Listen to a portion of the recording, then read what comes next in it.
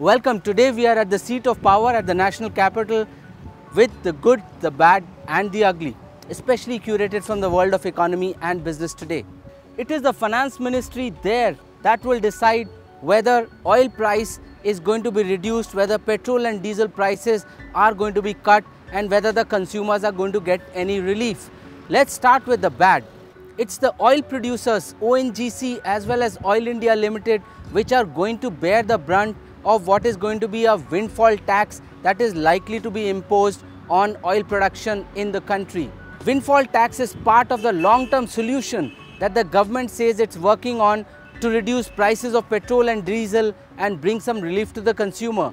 The tax pool that will be collected out of the windfall tax is going to be used to compensate the refining companies for the hit that they will need to take to contain prices of petrol and diesel within the country. Since oil producers charge international rates, they tend to make a windfall when international crude prices are on a high.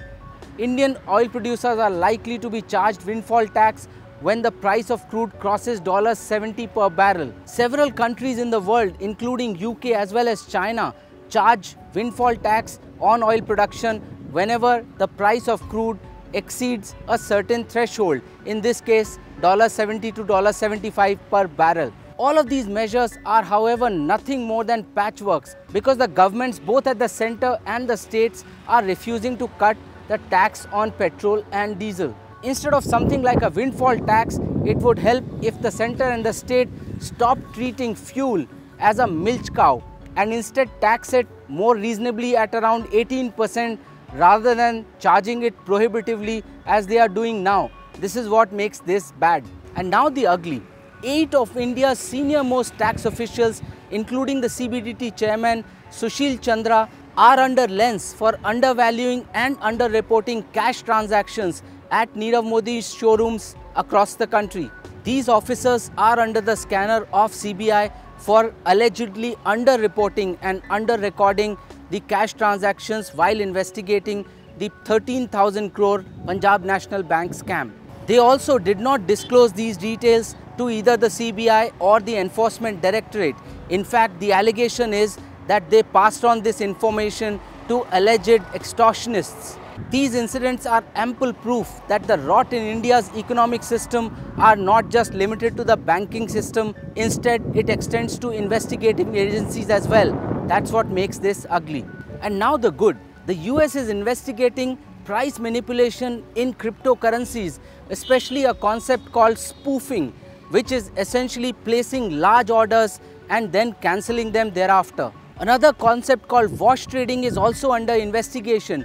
It is essentially about the same trader buying as well as selling the same order and creating a false sense of demand being generated in the system. One of the areas that the US investigative agencies are looking at is the allegations that the whole rise in price of the bitcoins and other cryptocurrencies was being created by bots. These moves may deal yet another blow to the prices of bitcoins and other cryptocurrencies across the world, but in general they are good because any control by the sovereign on cryptocurrencies is going to bring greater certainty and more credibility to the system, and that will ensure that more investors will get into the trading of cryptocurrencies and the use of cryptocurrencies. That's what makes this good.